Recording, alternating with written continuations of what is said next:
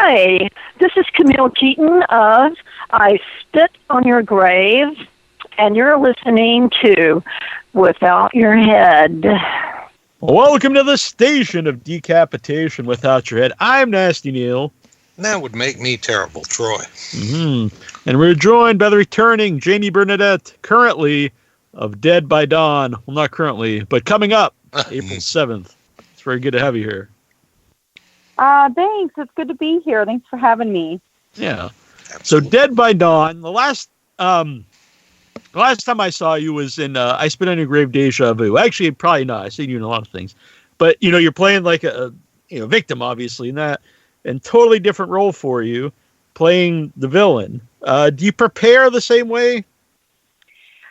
No, not really. I mean, it's two totally different characters and two different emotional ranges.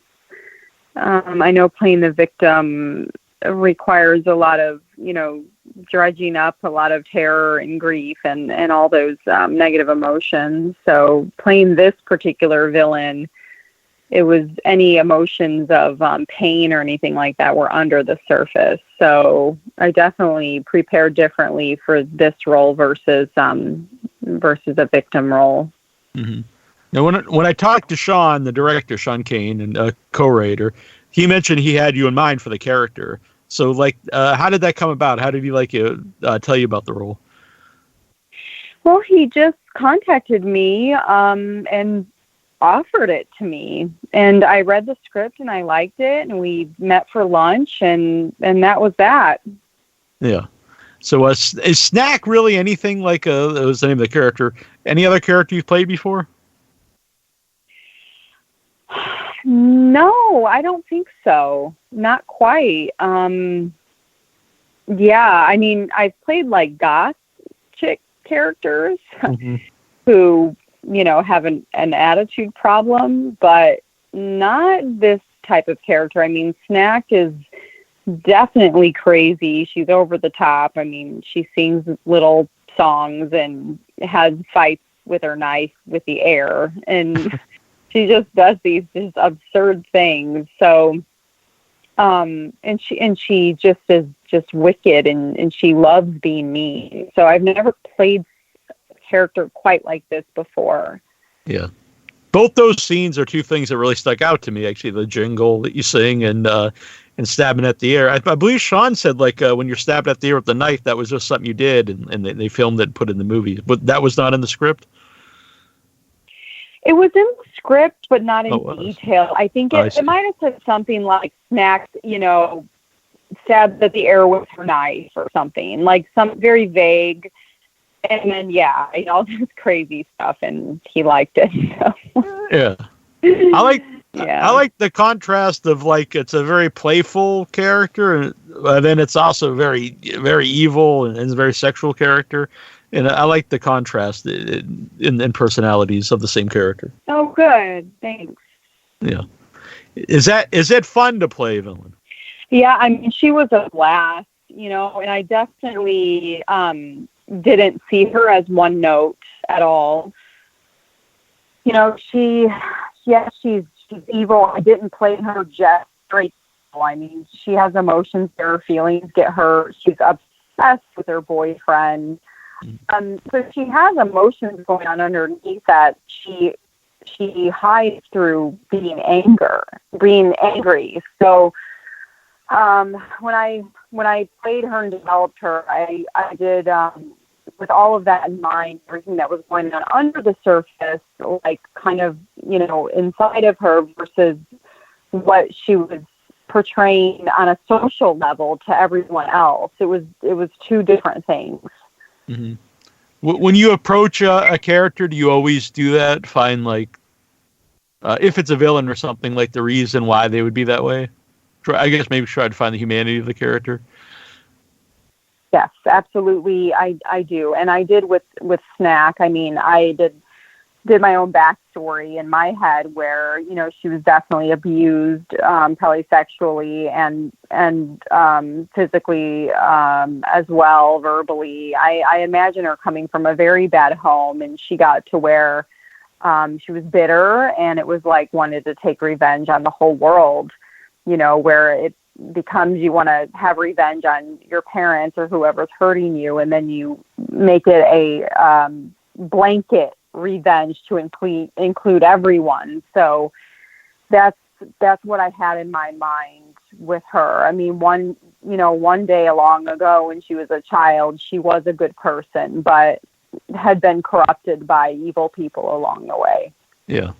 The process of that, of coming up with a backstory for a character, how would you explain, how does that help you play that character? I think as an actor, for one thing, it makes the character more real to you. And I think if you believe who you are and what you're saying, the audience will believe it. Because film, I mean, they're right in your face. I feel like if I watch an actor and they don't believe what they're saying and doing, I can tell. And I think a lot of people can tell. So if I believe it, I can make the audience believe it. And how do I make myself believe it? Well, I create like she's a real character. It's kind of like when kids play house or play games and they become characters. I mean, a child believes it. They really get into it. I think it's the same thing with actors. Yeah. Now, when you said just there about right in your face, the movie is right in your face. Now, you've been in a lot of stuff, but do you ever get used to seeing yourself in a movie? No. It's not something I enjoy watching. There's some films I've done I have not even seen. Like, I'm afraid. Other films I've seen them once, maybe twice. Yeah. I'm just not one to sit down and just watch myself. I've known some other actors though where they're like, watch this of me, watch that of me, and I'm like, okay, really? Like, you enjoy this? That's not me. I cringe. I hate it. When I'm looking at my reel and editing it, some scenes I have to turn the volume way down so I can't hear it. I was just saying, a lot of the actors are that way. Yeah, I was just saying, I don't want to throw anyone under the bus, but I would think like someone who really loves watching themselves and stuff, I'd kind of wonder about them. Yeah, I've wondered about them. Yeah. Oh, and the person that did, I don't know. We won't get into that. But I know what you mean. It's a little like, What were you about to say, Troy? I was going to say, I wonder if anybody is their own favorite actor. I'm sure there are. That would be pretty weird. Like, I just watch my own movies. I don't bother with anybody else.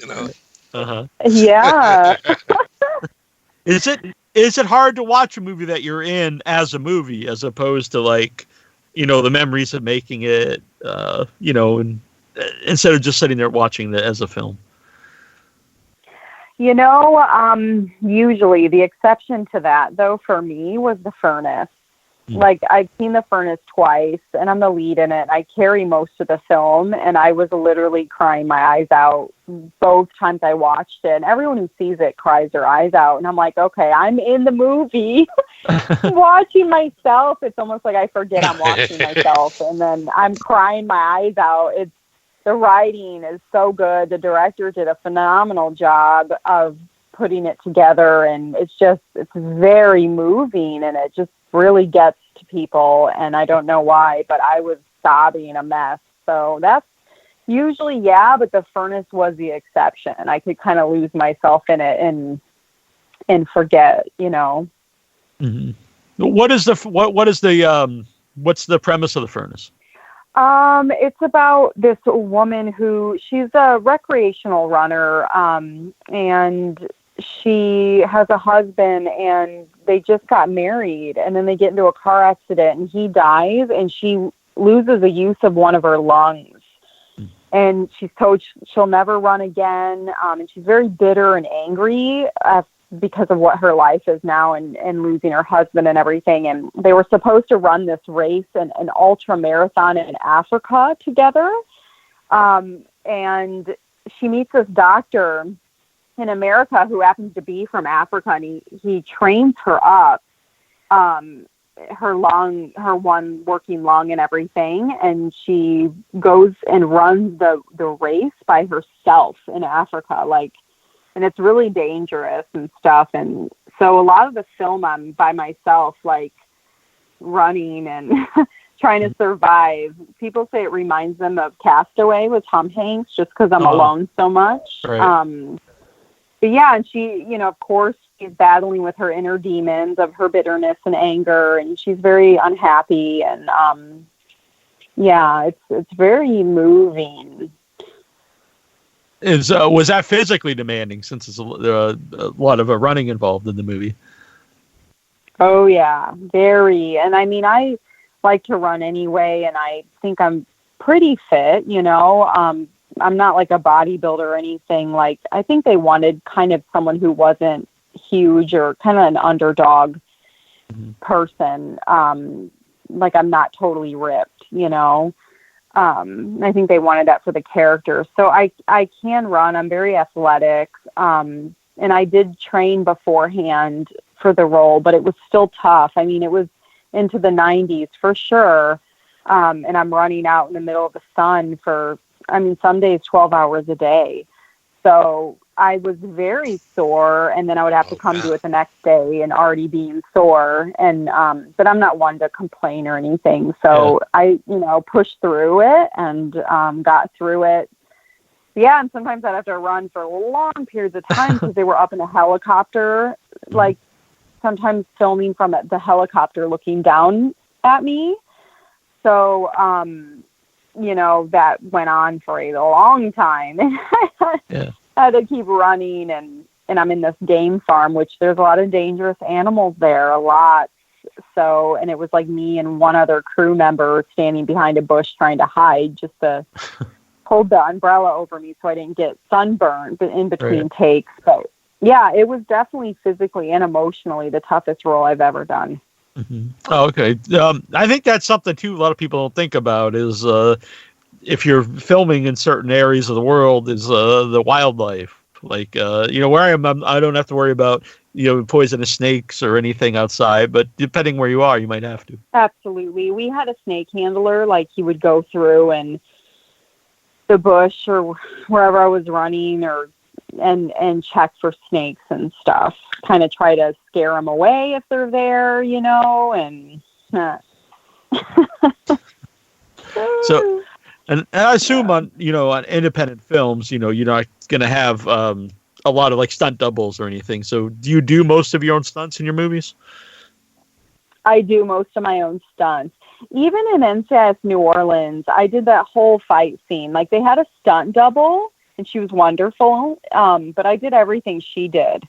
So, but on like bigger productions, they will have a stunt double for you, just in case. And they did a take with her, and then they did a take with me. And, but yeah, I've done my own fighting. I've done actually everything I've ever done in any movie. I've done it myself. I've done wire work. I did a stunt double the Harry Potter double died doing. Oh, wow. Oh, geez. Yeah. Yeah. Yeah, where I was pulled back on wires towards the wall. And I think what happened in Harry Potter is they pulled him too hard, I heard, and he hit the wall, and it snapped his neck. Because you can't see where you're going when you're being flown through the air towards a wall. You don't know the wall's that close, so you can't protect yourself.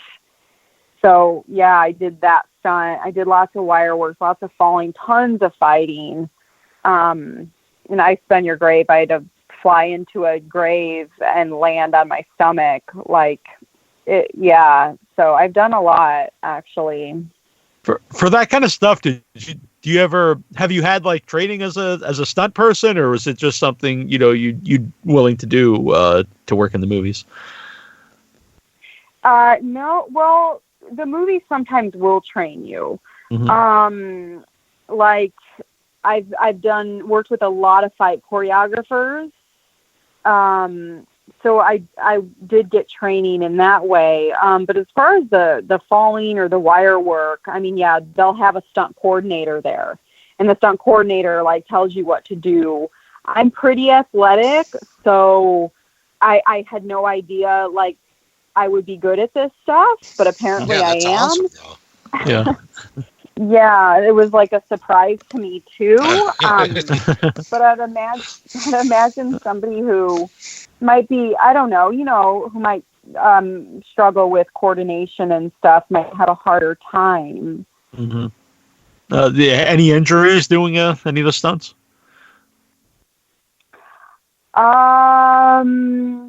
No, I've been injured on set, but I haven't really been injured doing a stunt. Right. Did you? But, what was the injury? I don't know if you want to talk about it, but what was the injury? Yeah, it was on I Spit on Your Grave. And, okay. All right. Yeah, Fair. It was pretty gnarly. I've never talked about it actually, but everyone who's worked on that film knows what I'm talking about. Okay. It was very bad. Yeah. Oh. Yeah, oh. but I lived. Very good. Very good. Yeah, I'm glad you're here with us. You're okay. Yeah, you're very welcome. So have you had to learn how to do anything, not really stunt wise, but just something like you didn't know how to do before for movies? I don't know, like ride a horse or anything like anything that would be out of the ordinary? Trying to think. No, I mean, just the fighting stuff. Like, I never took Taekwondo or anything like that, but my gosh, I've done a ton of it. So, we can't mess with anything you. else. Yeah. Yeah. But yeah, I don't think anything else. Yeah. Mm-hmm. So, back to Dead by Dawn. Did you know Sean Cain before doing the movie? No, I didn't. Oh. It was interesting that he had you. That he pictured you as the character. Then. Yeah, I think he saw my work, some of my movies or something. Same thing with The Furnace. The producer saw one of my films and was like, "That's our Mary," and he was across the world and in South Africa and found me that way. I didn't audition for that either or anything. So, what's that like when you travel? To another country to do a film? Do you get to see the country at all besides, just being there to work? Yes. I mean, I always give that to myself. If I go into like a different location to go film, if I have the time, I'll always plan a trip right after the movie. And then, and then I'll go home. Like for The Furnace, they flew me to South Africa and I was like, I went to Seychelles. Which are islands off the coast of Africa, just stunning, like amazing. And, I was like, can you just fly me from Seychelles back home? And I was going to pay for my flight, but they flew me to Seychelles and then flew me from Seychelles back to LA. So it was so nice, that they did that for me. But yeah, I always try to see, because I love to travel and I love photography and stuff. And I think it's so important to have time for yourself, you know what I mean? It's just a gift that I give to myself, I guess. Mm-hmm. Yeah, because you don't know, if you'll ever be back there again. So it's, while you're there, it's good to see wherever you are. Yes, absolutely. Yeah. So, The Furnace, where can you see The Furnace? Is it on any video sites? Yeah, I mean, in the United States, it's on Amazon. You can rent it on Amazon, and then if people are listening, they're in other countries. I know it has a 90 country rollout. Like I know it was on box office in South Africa, and it's going to, I forget their names, but they have a really good foreign distribution deal. So whatever country you're in, you can probably find it somewhere. Yeah. So talk about travel. How are you coping right now with, it's a very bizarre time, unique time, everyone quarantined? Yeah. I mean, honestly, like I was just telling my sister today that I am itching to go somewhere. And you know, like she said, our coping mechanisms for a lot of people, like what we use to cope in daily life and relieve stress, are gone for people. They can't go to the gym. They can't go have dinner with their friend. And I realized today, actually, in talking to her, that my coping mechanisms, my methods, I should say, is traveling for me. Like I'll do a role, or I'll go, you know, all out with auditioning and doing films, and then I'll be like, oh my gosh, I need a break, and I'll go take a trip somewhere and do photography and hike and do all those things. And that's my coping method, and I can't do that right now. And yes, I am itching. Like I had planned to go to Hawaii. And I'm just, oh my gosh, yes. I want to go so bad. I am getting cabin fever. Not gonna lie, I'm getting cabin fever. As I'm sure everyone is. How is it affecting your life as an actor? Oh my gosh. Well, I was in the middle of doing a film called Homestead, amazing film, and that takes place in the 1800s, like a Western horror thriller type movie. And we were 4 days into shooting, and we had to stop. They were like, at 4:00 in the afternoon, we have tickets for you guys tonight. You're all flying home, because they were shutting everything down, having curfews because of the virus. So I'm literally in the middle of a film right now that I don't know when we're going to be able to pick back up. And auditions have totally stopped. Everything has stopped. It's like, it's just mind-blowing, really. How do you think that'll affect, you know, the movies themselves? Like, because you can't go to the theater, but, you know, there's video on demand. Like, how do you foresee that, you know, affecting the movie business? Yeah, I've talked to some of my filmmakers friends about this. I don't think the film and television industry is going anywhere. I think after the virus and we're able to go out again, I think people will pick up filming. In fact, I think it's going to be a mad rush. It's going to be catch-up time, especially for like the networks and stuff. As far as independent films who seek financing, I could see that having a great impact on the independent film world, because as people are losing their jobs, and we could honestly go into an economic depression, I'm afraid that there just won't be as many people financing independent films. So I'm afraid there won't be as many of those. But in the big networks and stuff, I honestly don't think will be impacted. How has that affected you as an actor, even, you know, before this, but the rise of streaming websites? Because, you know, they all need, you know, content. Yes. I mean, I think we have more opportunity than ever before. Like if you look way back in the day, when there was like 13 channels, and then there was like cable, and, you know, now we have, you know, Netflix and Hulu and Amazon and all these things. And I mean, we're very fortunate right now as actors. And not only that, we can do electronic submissions. They used to have to mail in headshots and put a stamp on the envelope. Like we click a button and we submit. Our agents click a button and submit. So I think it is the best time right now to be an actor, because there is so much content. Yeah, I agree with that. Now, you know, you have credit as a producer on Dead by Dawn, and some, you know, a few stuff before that, and some stuff coming up. So what is your role as producer on Dead by Dawn and these recent movies? Well, State of Desolation and The Sixth Friend, I produced from the ground up, meaning I did like everything from the inception of it through to post-production to distribution. With Dead by Dawn, it was like I ended up helping Sean so much because of my experience that, like, I helped him with casting and advice and stuff like that.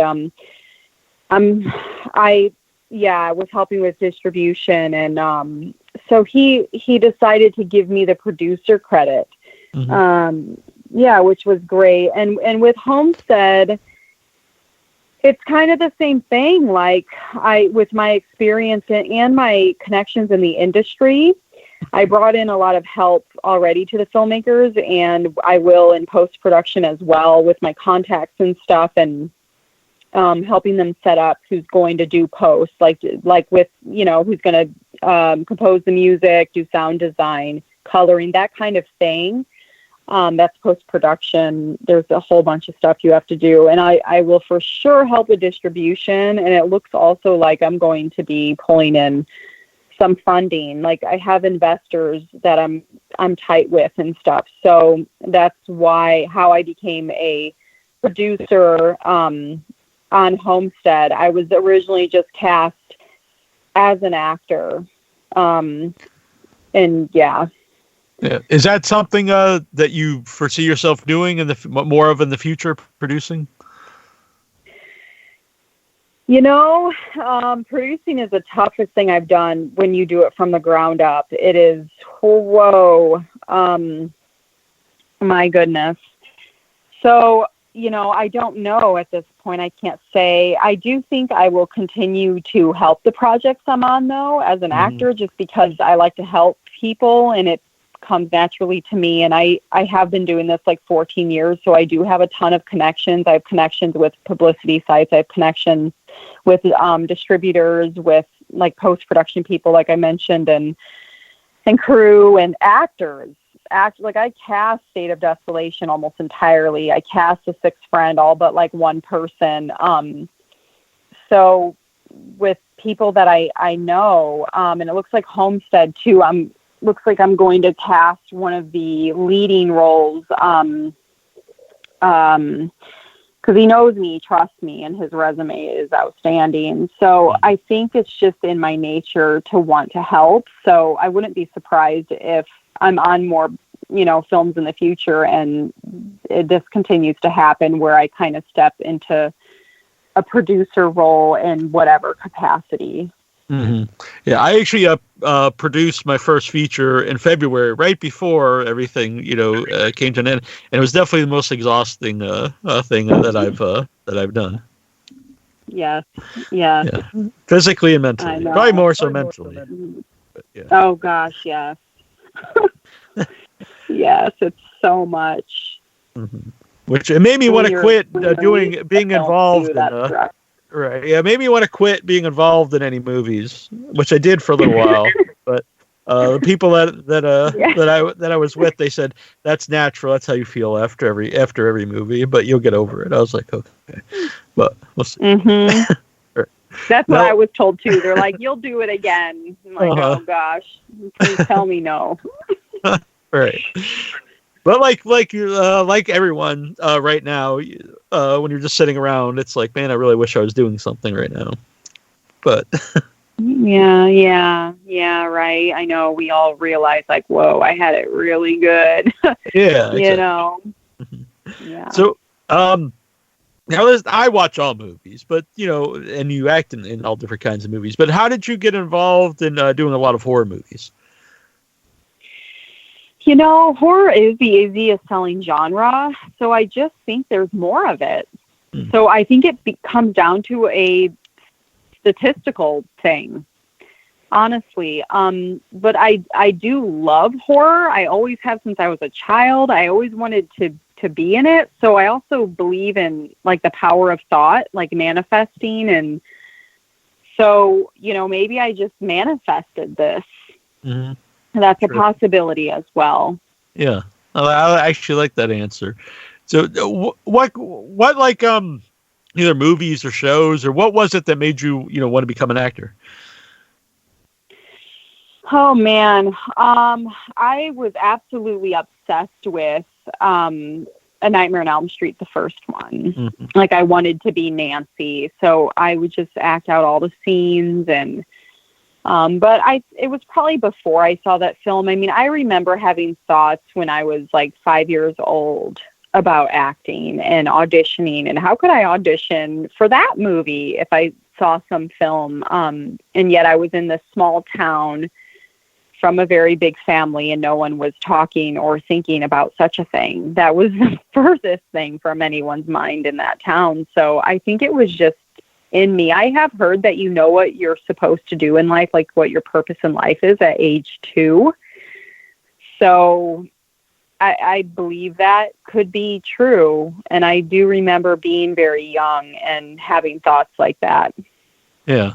So was your family supportive in you wanting to pursue acting? Yeah, I mean, my mom's always kind of just been like, do whatever you want to do. And my siblings were, very supportive. They were like, you've been talking about this for a while, like, just do it. Yeah, I have a great family. Do they watch your movies? Yeah, there's some in the family. I mean, I have 8 siblings, so I don't know if they all have seen them, but I think they've all seen at least 1 or 2, but some see all of them. All right. Some of them do, yeah. Is it ever awkward to watch any of your movies with some of your family?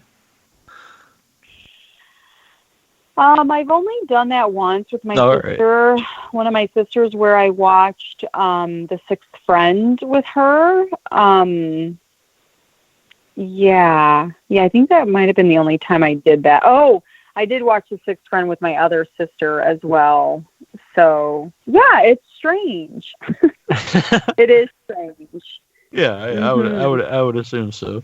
So, well, I was asked what you're working on now, but I guess that's not a question you can answer at the moment.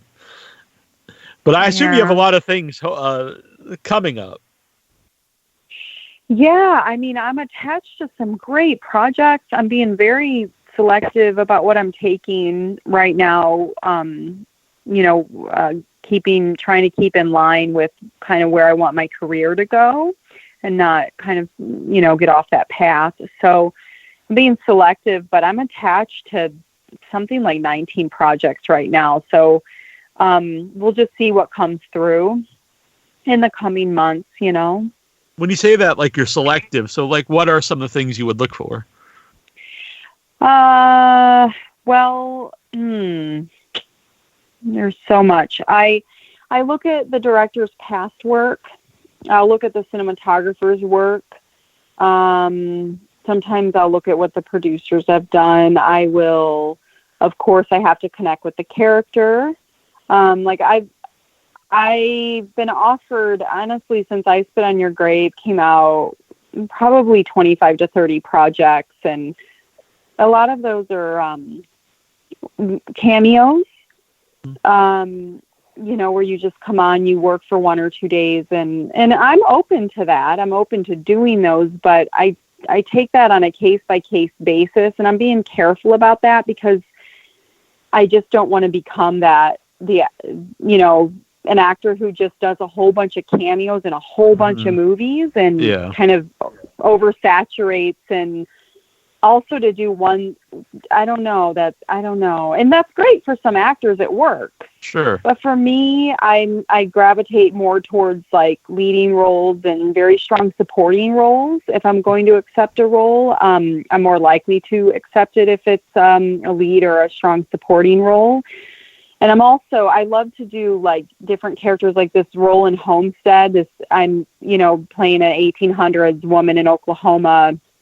I have an 1800s Oklahoma accent. Like, we had a dialect coach and everything. It's very specific, the accent. And it's just something I've never done before. So I take that into consideration too. Like, if I fall in love with a role, I'm likely to take it. And I want to keep exploring just doing different things, like Sally Field in the movie Sybil.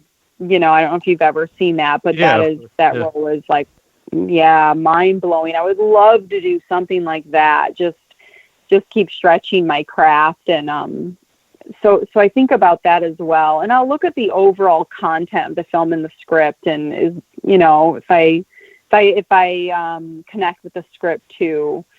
So I know this is a long answer, but it does a lot goes into consideration when I accept something. When you mentioned that, like, that you've got a lot of offers for cameos in movies since I Spit on Your Grave, Deja Vu, would you say that movie, like, helped you in genre films? Because, you know, if someone wants you as a cameo, it's because they think you have name value and you're gonna, you know, bring people into the movie. Mhm. So yeah, mhm. The movies definitely helped me. There's no question about that. And I mean, I've gotten a ton of offers for lead roles as well, and strong supporting, and a lot of cameos. So yeah, the cameo thing though, that I think that is new since I Spit on Your Grave. Like before that film, I wasn't getting offered that as much as I am now. And yeah, I think it's some films it's like you said, I think it's saying Jamie from I Spit on Your Grave, I think is right. Maybe they think it, you know, is a selling point. So yeah, that's new. So it's something new that I've had to face since I Spit came out last year, is in choosing which of those to take, you know. Because that's both. Well, obviously, it's great that someone would want you, you know, for the name value, but that you'd also want to protect that, because if you would, you know, do that, you know, just for everything, then the name value wouldn't necessarily have value. Yes, like an oversaturation. Right. I'm trying to avoid. And as someone who sees a lot of screeners, and I won't name any names, I've seen people like that pop up in everything, and it, you know, after a while, it doesn't necessarily mean, you know, like this is going to be worthwhile. Yeah, I know what you mean. Yeah. Do you think cinematographers something that's overlooked, like their importance, by people that maybe not in the industry? Oh, absolutely. Gosh, a cinematographer is so important. Like, I'll work with a brand new director that I have not seen any of their work if their cinematographer is amazing, because I know I have worked on a film with, it was two directors, and they'd never done anything, but their cinematographer was so good. The movie looks incredible. Like, it's incredible, you know, and they did a good job directing. They did a good job, but you can be a great director and you can have a bad cinematographer and your movie's ruined. So, but you can have a not so great director and have an amazing cinematographer, and they can save your film. Yeah, I sometimes think people who, you know, just watch movies, I mean, that's most people, but just assume that what the cinematographer does is what the director does. You know what I mean? They're I think a lot of people just think the director is the guy with the camera filming everything. Or woman, you know. Oh, really? Yeah. Yeah. But, huh. That's my. I have nothing to base that on. It's just an assumption of mine. I could be totally wrong, but I just think you're right. Yeah, I think you're right. So, for Dead by Dawn, you mentioned you know, your boyfriend in the movie, who's played by Bo Burrows. What was he like on set and off set? Oh, he's great. Yeah, he's fun. I sat in the casting and helped cast and gave my input, and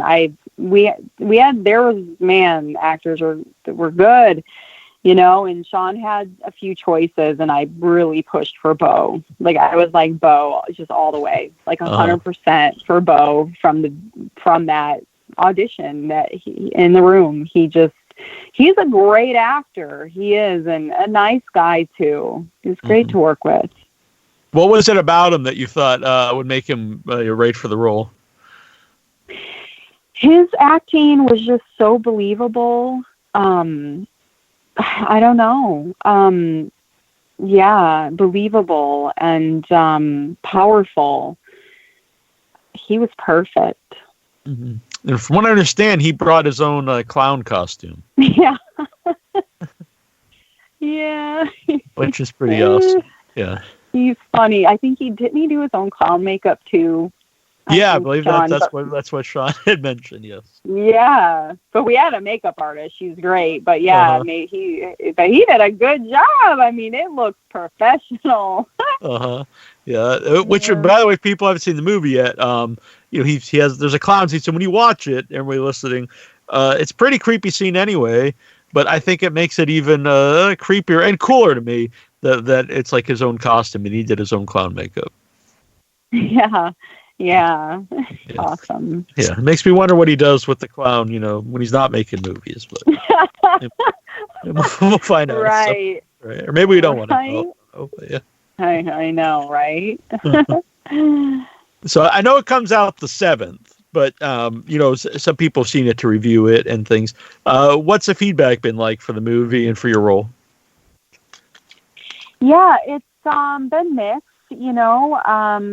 One reviewer said it was the best performance they've ever seen from me. Others have talked about how the people inside the house, the protagonists, are so real and grounded and so serious. And we play it more very comedic at times and over the top, and we're silly. And I think films very rarely, do that. They either go very, very serious, like Strangers with Liv Tyler, which I think is a comparable theme to this movie, or they go like comedic, like Tucker and Dale versus Evil. Right. Or they have maybe a couple comedic moments in a film, but it's almost like they say it's like two different movies. Like you know what I mean? Like we're very comedic, but we're serious too. But we're so crazy that it's like funny. So we knew what we were doing, and we did that on purpose. So we could have gone the route of being totally serious through the whole film, which I personally think would have gotten boring. But the protagonist maybe could have been funny, but it's just such a mix of, it's almost like two subgenres of horror in one horror film. And a lot of critics have brought that point up. And I think it's honestly just because you don't ever see it. So they're like, what the heck is this? What's going on? Like, why are these protagonists so serious, but the antagonists are so silly at times, but we knew what we were doing. Yeah. And my take on that is, makes you question yourself as the audience, to laugh at, not necessarily cheer them on, but, to at least enjoy the villains in the movie. And then you see what they're actually doing. And then you question yourself, the idea of cheering for a villain in a movie. What are you actually doing? So I think it works. Yeah. Oh, good. Thank you. It's kind of like you mentioned Nightmare on Elm Street. It's kind of like the first one's a pretty serious movie, and then after that they start to be more comedic. And then I think the most underrated of those movies, not necessarily the best one, but the most underrated one is A New Nightmare, and a lot of that is questioning the audience that really embraced the Freddy character, and like he's kind of the character you root for, and then it's kind of the quest, like you're rooting for this evil guy. So I don't know, I kind of see a similar theme there.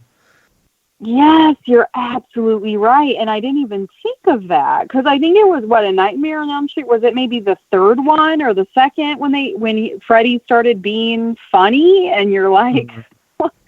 Like laughing at him. Yeah. And the protagonists are totally serious. So wow, there's a time someone did it in horror. You're right. Yeah, so it's interesting. And then it's definitely unique though, or at least very rare. Yeah, it's very rare. So where was that filmed? I think Sean said you guys they rented a house. Yeah, up north, maybe like an hour and 45 minutes north of LA.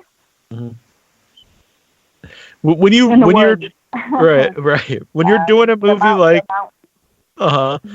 when you're doing a movie, it might be. I did a movie in my first feature film in December, and we rented a house up or a cabin up in the mountains, maybe the same area. I don't know because it was near LA. But anyway, the when you rent a place like that, do you have to make like what precautions do you take? Maybe this would be something I should have asked Sean, but like what precautions do you take to make sure you're not gonna mess the house up too much for whoever owns it?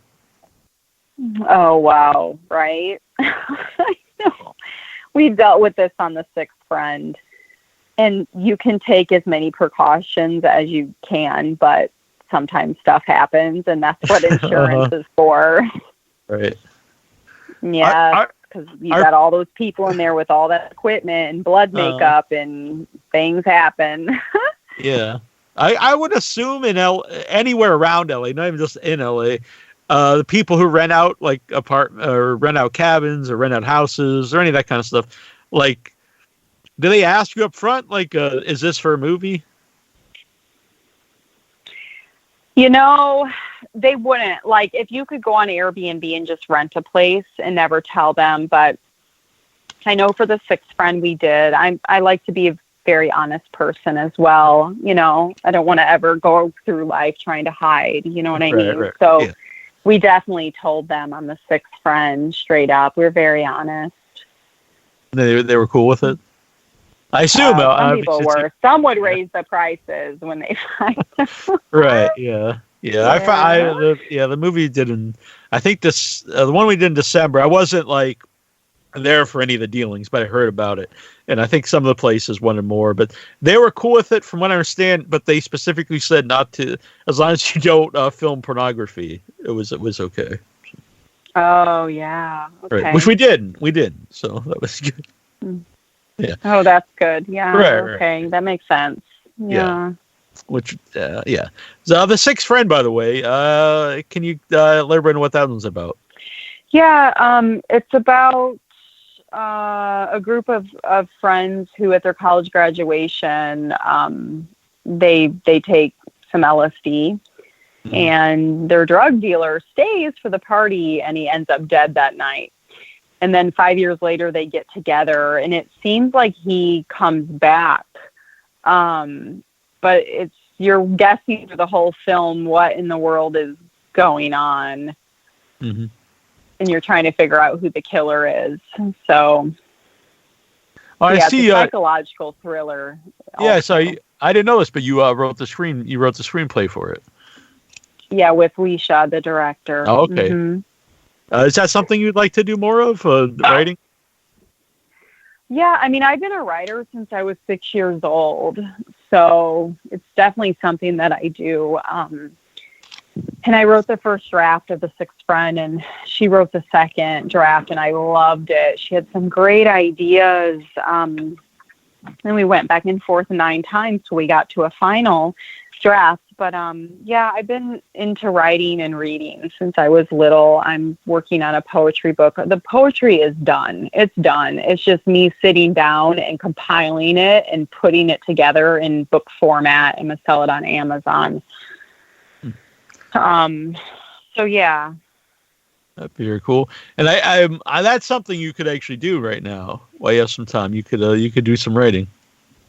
Yes, I'm planning on it. I mean, my sister at one point was like, you're going to have to go lock yourself in a cabin in the woods to get your poetry book done. Because Right. they've read my stuff. And I mean, I've been a writer for a long time and won awards and stuff like that. Oh, so cool. They know all about my work. Yeah.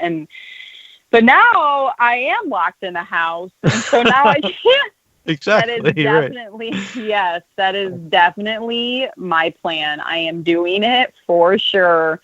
The month of April, I'm going to have that book ready to go. My friend, he publishes on Amazon. Mm-hmm. He has just like 70 books on Amazon, and he's going to help me with the layout and stuff like that. So I have somebody to help me kind of show me the ropes, which is good. So it's just me getting the poems finalized and how I want them. And then, I know what it's going to be called. I know the cover. So it's going to get done. Very good. Very good. Very cool. So Dead by Dawn comes out April 7th, which is just next week. Very cool. And there's a lot of other things out there. People can check out the furnace. And is there anything like that, either a lot of people don't know about or that we didn't talk about tonight that like you find like something you were in that you find underrated and you wish more people would go and seek out? That we didn't talk about? Yeah. That's a good question. I'm trying to think. Because we talked about a lot of what I'll Which tell people to go watch. Yeah. The Sixth Friend, The Furnace, and Dead by Dawn, and I know I'm missing something. A lot of people like All Girls Weekend. It's the film I did many years ago. But yeah, I think that has a good script. 420 Massacre also has been on Showtime for like a year and a half. It was just on the other night, Showtime channel. It's also on video on demand outlets to rent as well. So that's a fun one. All right. I've not seen 420 Massacre. I will check that out. Oh, really? Mm-hmm. Yeah. I play a martial artist in it. All right. So that's where right. Yeah. All right. Hopefully that you'll never need to use that in real life, but hopefully it's prepared you if need be. Yes, right. Probably has. Right. Or at least you can look cool and pretend you're about to kick someone. Just scare people, go into a bunch of moves, and then right. They'll just take off and run away. Yeah. And I'm sure I think it's a unique name, Jamie Bernadette. So people could probably just Google that and find you. But where can people follow you if they would like to see what you're up to? Yeah, I'm on Instagram. I have a verified account. Just type in my name. Twitter, verified account too. You can probably just type in my name, and same on Facebook. I'm easy to find. Yeah, very good. Well, I appreciate coming on. It's been a lot of fun talking with you. You too. Thanks so much. Yeah. We'll do it again sometime. Absolutely. You have a lot of stuff coming out. Okay. Right. Yeah. Once things get back to normal and you finish things up. Mm-hmm. Great. Yeah, that'd be great. Thank you. Thank you. All right. Thank you so much. Yep. Take care. All right. Talk to you soon. You too. Bye. Bye-bye. All right. Bye. Hi, this is Michael Ironside, and you're listening without your head.